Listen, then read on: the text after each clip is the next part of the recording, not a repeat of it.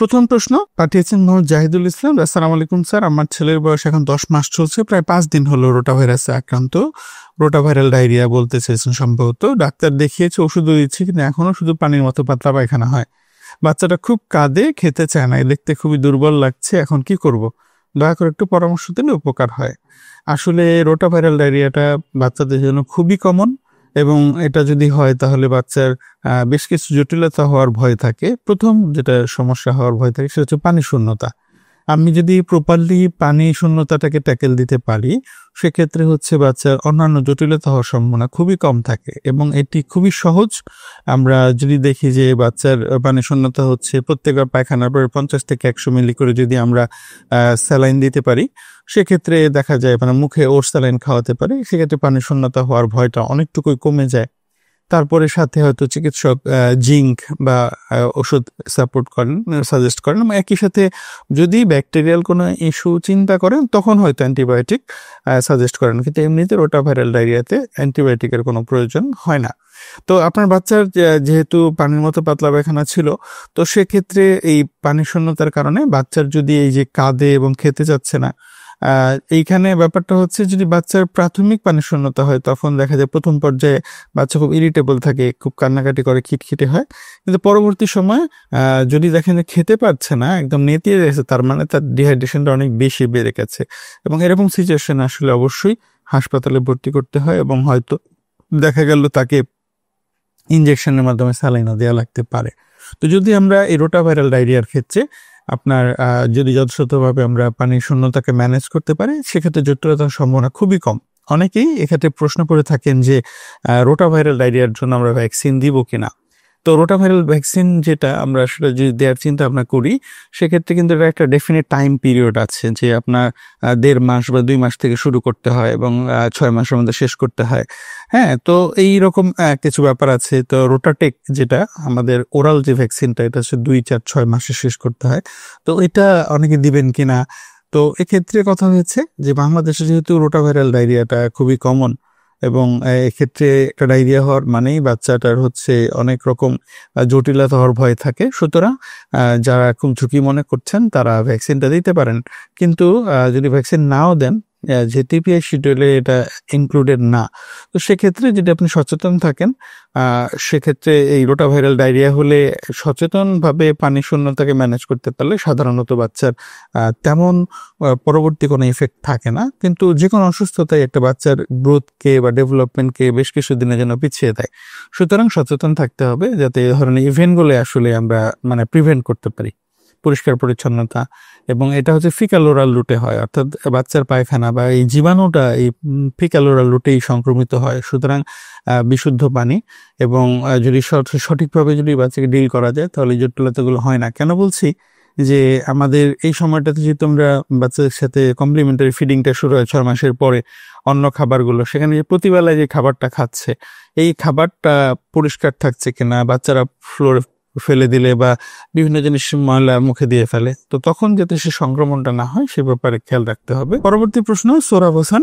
Sir আসসালামু আলাইকুম, শুভেচ্ছা নেবেন। আমার 2 ছেলে, বড়টার বয়স 8 বছর, ছোটটার 5 বছর। আমি জানতে চাচ্ছিলাম ওদের সুন্নতে খতনা কি একসাথে করানো যাবে, নাকি ছোট ছেলেটার বয়স একটু বাড়লে করালে ভালো হবে, আর খতনার জন্য কোন সময়টা সিজনটা ভালো হয়, দয়া করে জানালে কৃতজ্ঞ থাকতাম। এই ক্ষেত্রে আসলে সুন্নতে খতনা বা যে সার্কামসিশন, এইটা করার জন্য স্পেসিফিক বয়স আসলে নাই। তবে সুবিধার জন্য যে ব্যাপারটা হয়, আমি আমার ব্যক্তিগত অভিজ্ঞতাটা শেয়ার করি। আমার ছেলের বয়স তখন 5 বছর।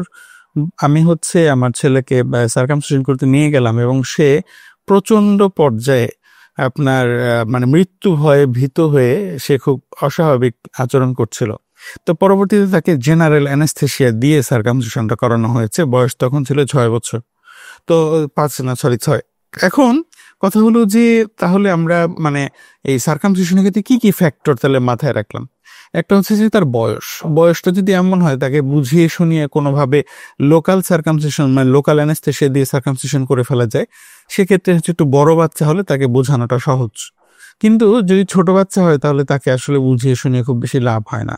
তো সেক্ষেত্রে আপনার অপেক্ষা করতেই হয়। কিন্তু যদি ছোট বাচ্চার ক্ষেত্রে করতে হয়, তাদের ক্ষেত্রে আপনার বাচ্চাকে অবশ করার দুইটা উপায় রয়েছে। একটা হচ্ছে লোকাল অ্যানেস্থেসিয়া, সেটাতে দেখা যায় বাচ্চা খুব হাত পা ছোড়াছুড়ি করে, তার হাইপার টেনশন হয়ে যায়, মানে ওই সময়টাতে হার্ট রেট বেড়ে যায়, ব্লিডিং এর বেশি হয় এবং ওখানে ইনজুরি হওয়ার ভয় থাকে। আর একটা হচ্ছে যে আপনার জেনারেল অ্যানেস্থেসিয়া, সেটা হচ্ছে একদম বাচ্চাকে পুরোপুরি অজ্ঞান করে তাকে একটা লাইফ সাপোর্ট মেশিনের মাধ্যমে তার শ্বাস প্রশ্বাসটাকে চালু রেখে মেকানিক্যাল ভেন্টিলেটরের মাধ্যমে তখন হচ্ছে বাচ্চাকে আপনার সার্কামসিশন করা হয়, এবং এটিও খুব অস্বাভাবিক নয় এবং এখানে বাচ্চার ক্ষতি হওয়ার সম্ভাবনা খুবই কম। তো মাঝখানে একটা ব্যাপার রয়েছে, সেটি হলো যে বাচ্চাকে আপনার ওই ঘুমের ওষুধ, কেটামিন বলতে একটা ওষুধ রয়েছে, এটা দিলে বাচ্চা একটা ঘুমন্ত অবস্থায় থাকে, তখন হচ্ছে অপারেশন করার একটা কালচার বাংলাদেশে রয়েছে। কিন্তু সবচেয়ে বড় সমস্যা হচ্ছে বাচ্চা যখন এই কেটামিন দিয়ে অবশ করে করা হচ্ছে, বাচ্চা যদি তার নিজের কোনো কন্ট্রোলের সময়টায় থাকে না, তার জিহ্বাটা অনেক সময় টাং ফল ব্যাক হয়ে তার রেসপিরেটরি ট্র্যাকটা বন্ধ হয়ে যাওয়ার একটা ভয় থাকে, অথবা সে তার কোনো কারণে হাইপোটেনশন বা অন্য কোনো কারণে বাচ্চা খারাপ হয়ে যেতে পারে।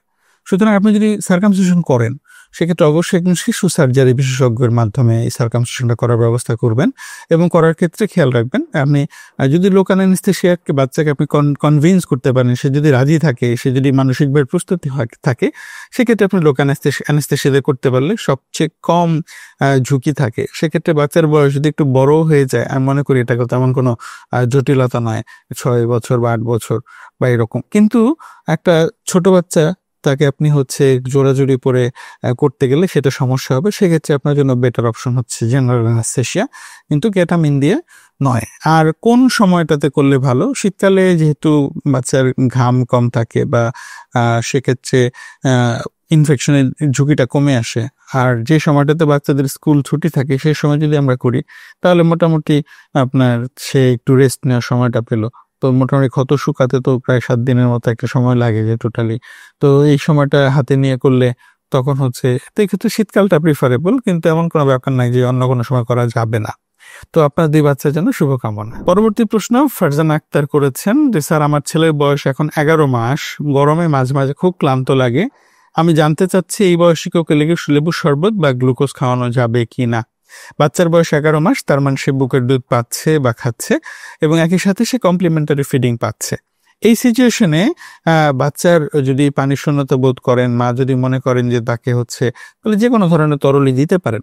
এখানে লেবুর শরবত বা গ্লুকোজ আলাদা করে ধর্তব্য নয়। তবে যদি আপনি দিতে চান দিতে পারেন, তবে অতিরিক্ত পরিমাণে দিলে বাচ্চার অ্যাসিডিটির একটু ইস্যু হইতে পারে, আর অতিরিক্ত গ্লুকোজ সেটাও বাচ্চার আপনার একটু ইস্যু করতে পারে। সুতরাং সামান্য পরিমাণে দিলে ইটস নো ইস্যু, কিন্তু আপনাকে চেষ্টা করতে হবে যে সে যাতে ওই পানি শূন্যতার পর্যায়ে নাই যায়। অর্থাৎ শুরু থেকে গরমকালটাতে যেহেতু বাচ্চার অনেক কষ্ট হয় বা খেলাধুলা করলে সে কাহিল হয়ে যেতে পারে, তাহলে তার জন্য রুমে যে একটা পর্যাপ্ত আলো বাতাসের ব্যবস্থা, এবং সে যাতে অতিরিক্ত ক্লান্ত না হয়, যেন শুরু থেকেই তাকে বুকের দুধ, পানি বা এই ব্যাপারগুলোতে প্রপারলি হাইড্রেটেড রাখা, এবং খেয়াল রাখা যে তার প্রস্রাব ঠিক মতো হচ্ছে কিনা।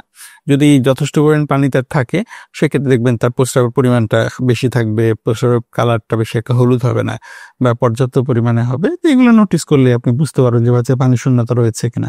পানি শূন্যতা সলভ করার জন্য নর্মাল খাওয়ার পানি যথেষ্ট, আলাদা করে লেবু শরবত বা ইসি এটা আপনি অকেশনালি দিতে পারেন। পরবর্তী প্রশ্ন মাহমুদা বেগমের, আমার 2 ছেলে, বড় ছেলেটা ভালোই লম্বা, কিন্তু ছোটটার লম্বা হওয়ার গতি একটু কম। ছেলের বয়স 4 বছর, কিন্তু উচ্চতা 2 বছরের বাচ্চাদের মতো। জানতে চাই বাচ্চাদের লম্বা হওয়ার জন্য কোনো সাইন্টিফিক উপায় রয়েছে কিনা। আচ্ছা, আপনার 2 ছেলের বড় ছেলে ভালোই লম্বা, তার উচ্চতা আপনি উল্লেখ করেননি, আর ছোট ছেলের লম্বা হওয়ার গতি একটু কম। আচ্ছা, এখানে বাচ্চাদের যে গ্রোথ বা বিকাশ মানে বৃদ্ধি, এই বৃদ্ধির ক্ষেত্রে সবার গতি সমান থাকে না, কিন্তু তারপর আমরা যদি সহজভাবে চিন্তা করি, তাহলে স্বাভাবিকভাবে এই বয়সে বাচ্চাদের যে বৃদ্ধিটা হওয়ার কথা সেটা মোটামুটি কাছাকাছি পর্যায়ে থাকবে। যদি একদম এমন হয় যে একটি ছেলের উচ্চতা 4 বছর হয়ে যাওয়ার পরও 2 বছরে একটা ছেলের মতো সমান, সেক্ষেত্রে পরিমাণটা যেহেতু উল্লেখ করছেন না, করেননি, আমি সেক্ষেত্রে ধারণা করে নিচ্ছি। তো এই সিচুয়েশনে আপনি একটু তার আনুষঙ্গিক ব্যাপারগুলো দেখতে হবে, যে তার শুধু কি উচ্চতাই কম, অন্যান্য শারীরিক বৃদ্ধি ঠিক রয়েছে কিনা। যদি এক্ষেত্রে সন্দেহ থাকে, আপনি একজন শিশু বিশেষজ্ঞ দেখালে তিনি শারীরিকভাবে তাকে পরিমাপ করে দেখবেন, তার ওজন দেখবেন, উচ্চতা দেখবেন, মাথার ঘের দেখবেন, তার বুদ্ধিভিত্তিক বিকাশ দেখবেন, এবং দেখার পরে একটা ধারণা পাবেন যে আসলে তার উচ্চতা ঠিক রয়েছে কিনা। উচ্চতা কম থাকার পারিবারিক কিছু কারণ থাকতে পারে, মা বাবা যদি উচ্চতা কম থাকে, অথবা জেনেটিক কারণেও আপনার উচ্চতার ঘাটতি থাকে। কিন্তু যদি পুষ্টি যথাযথ থাকে, ধরেন আমরা যদি বলি যে জেনেটিক কজের কারণে উচ্চতার ঘাটতি থাকে, এবং হচ্ছে আপনার মানে উচ্চতার ব্যাপারে ডিসিশন হয় 70% কেজে, আর 30% হচ্ছে ধরেন ফিডিং বা নিউট্রিশনের ব্যাপারে ডিপেন্ড করে। সুতরাং সে যদি প্রপারলি নিউট্রিশন পাচ্ছে, পুষ্টি পাচ্ছে, সব আছে, কিন্তু তারপরে তো উচ্চতা হচ্ছে বাড়ছে না, সেক্ষেত্রে একজন শিশু বিশেষজ্ঞের পরামর্শ আপনাকে নিতে হবে। এবং প্রয়োজনে হয়তো কিছু হরমোনের অ্যানালাইসিস বা আনুষঙ্গিক কিছু ব্যাপারও লাগতে পারে, তার কিডনির ফাংশন বা এই ব্যাপারগুলো আপনাকে বিবেচনায় নিতে হবে। সুতরাং তার যদি ওজন কম থাকে বা ওভারঅল যদি সে একটু ছোটখাটো থাকে, একজন শিশু বিশেষজ্ঞের পরামর্শ নেওয়াটাই সবচেয়ে ভালো হবে। আর বাচ্চাদের লম্বা হওয়ার জন্য কোনো সায়েন্টিফিক উপায় রয়েছে কিনা, যেটা বললাম যে বাচ্চারা যদি খেলাধুলা করে তাহলে তার হচ্ছে শারীরিক বিকাশ এবং এই বৃদ্ধি দুটোই হচ্ছে খুব ভালো পরিমাণে হয়, এবং এক্ষেত্রে পুষ্টির যথাযথ যদি সরবরাহ তার জন্য থাকে। সুতরাং আপনি যদি চান যে আপনার বাচ্চা খেলাধুলা করুক, আমার লম্বা হোক, তাহলে তাকে অবশ্যই যথেষ্ট পর্যাপ্ত পরিমাণে পুষ্টি দিন, তাকে সুন্দর বিকাশের একটি পরিবেশ দিন, এবং তার পুষ্টি যথাযথভাবে নির্দেশ করুন। এবং এক্ষেত্রে বাজারে প্রচলিত কিছু খাবার রয়েছে যারা বলে যে তারা বাচ্চাদের টলার করে বা স্ট্রঙ্গার করে বা ইন্টেলেকচুয়ালি তারা শার্পার করে। এই ব্যাপারগুলো যেই প্রতিষ্ঠানগুলো এই ধরনের তথ্যগুলো সরবরাহ করে, সেই খাবারগুলোতে মূলত যে পুষ্টি উপাদানগুলো ওরা সরবরাহ করে, সেই খাবারগুলো সাধারণত আপনার বাসায় যে খাবার দিচ্ছেন সেখানে এই পুষ্টি উপাদানগুলো রয়েছে। সুতরাং ওদের আলাদা করে কোনো সুপ্রিমেসি এখানে নাই যে ওই ওষুধগুলো, ওই খাবারগুলো খেলেই বাচ্চা লম্বা হবে বা শার্পার হবে।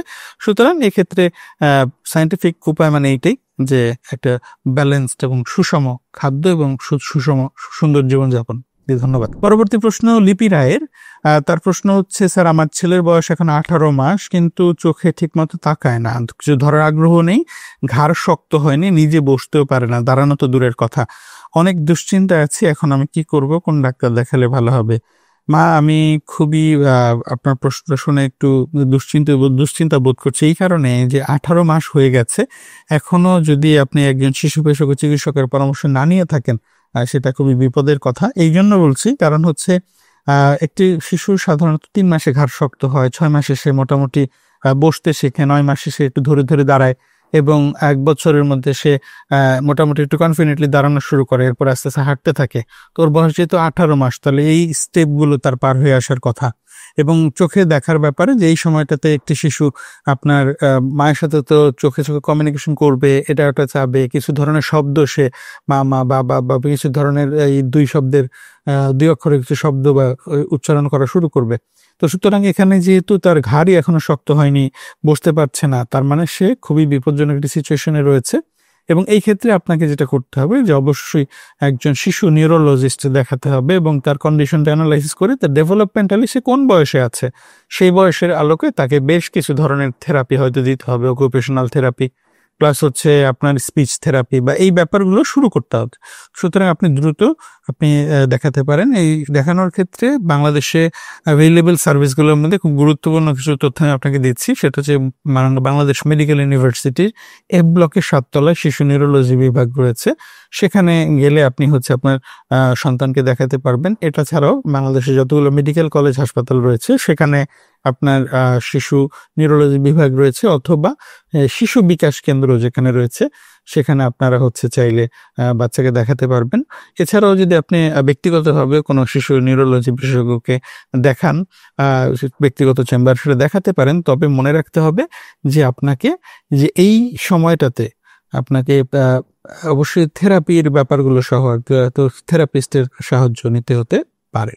তো দোয়া থাকলো আপনার বাচ্চার জন্য, শুভকামনা। আসসালামু আলাইকুম। পরবর্তী প্রশ্ন আফরোজা ইয়াসমিনের, যে স্যার আমার বাচ্চা 25 দিনের, ওর মুখে ও জিহ্বায় ঘা মনে হচ্ছে, খাওয়াতে গেলে কান্না করে, ও গায়ে একটু জ্বরও রয়েছে, ডাক্তার দেখানো দরকার নাকি বাসায় কোনোভাবে ঠিক করা যাবে? আচ্ছা, বাসায় ঠিক করার ব্যাপারটা হচ্ছে প্রবলেম হওয়ার আগ পর্যন্ত আপনি যদি বাচ্চার মুখটা পরিষ্কার রাখেন, খাওয়ানোর পরে যদি সে মুখটা ক্লিন করে দেন এবং প্রতিদিন যদি নিয়ম করে ক্লিন করেন, জিহ্বাটার কথা খেয়াল রাখেন, জিহ্বাটা সাদা আস্তরণ পরে আছে কিনা, সেটা পরিষ্কার কাপড় দিয়ে, ভেজা কাপড় দিয়ে মুছে দিচ্ছেন, তাহলে মুখের ওরাল হাইজিনটা মেনটেন হবে। কিন্তু যখন এরকম বুকের দুধ জমে গিয়ে বা কোনোটা ফাঙ্গাল ইনফেকশন হয়ে এরকম জিহ্বায় ঘা হয়ে যাবে, তখন অবশ্যই আপনাকে একজন শিশু বিশেষজ্ঞ চিকিৎসকের সাহায্য নিতে হবে। এখানে তিনি দেখবেন যে এটা আসলে কোনো ফাঙ্গাল ইনফেকশন কিনা, নাকি ঔষধ লাগবে না। যদি লাগে সেক্ষেত্রে হয়তো উনি আপনাকে একটি অ্যান্টিফাঙ্গাল ঔষধ সাজেস্ট করবেন, ড্রপ বা জেল হিসেবে। তো সেটি আপনি নিয়মিত ব্যবহার করবেন এবং একই সাথে তার বুকের দুধ খাওয়ানোটা নিশ্চিত করবেন। মুখে ফাঙ্গাল ইনফেকশন থাকলে বুকের দুধ খেতে চায় না শিশুরা, কিন্তু সেক্ষেত্রে আপনি ফিডিংটা বন্ধ করতে পারবেন না। বন্ধ করলে উল্টা তার পুষ্টির ঘাটতি হয়ে যেতে পারে।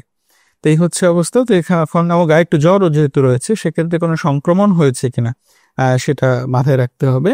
তো এক্ষেত্রেও একটু কথা রয়েছে যে নবজাতকের ক্ষেত্রে শিশুর যদি জ্বর আসে সেক্ষেত্রে মাথায় রাখতে হবে জ্বরটা দুই কারণে হয়। যদি হালকা জ্বর থাকে সেক্ষেত্রে হালকা শরীরের তাপমাত্রাটা গরম, অনেক ক্ষেত্রে শিশুর পানি শূন্যতা হলে আপনার তখন শরীরটা গরম হয়ে যায়।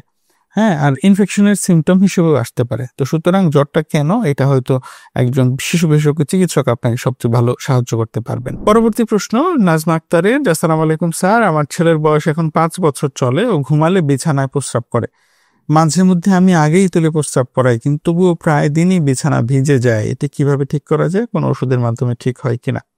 আচ্ছা, আপনার ছেলের বয়স 5 বছর, ঘুমালে বিছানায় প্রস্রাব করে, এটা একটা রোগ বলতে গেলে। নাম হচ্ছে নকচার্নাল অ্যানিউরোসিস, অর্থাৎ বিছানায় প্রস্রাব করে রাতের বেলা। তো 5 বছরের সময়টাতে আমরা মূলত মানে কোনো মেডিকেশনে যেতে চাই না। ওষুধের ক্ষেত্রে আমরা সাধারণত চেষ্টা করি যে লাইফস্টাইল মডিফিকেশনের মাধ্যমে, অর্থাৎ জীবনযাপনের কিছু ছোটখাটো পরিবর্তন করে আমরা এই সমস্যাগুলো সমাধান করতে পারি কিনা।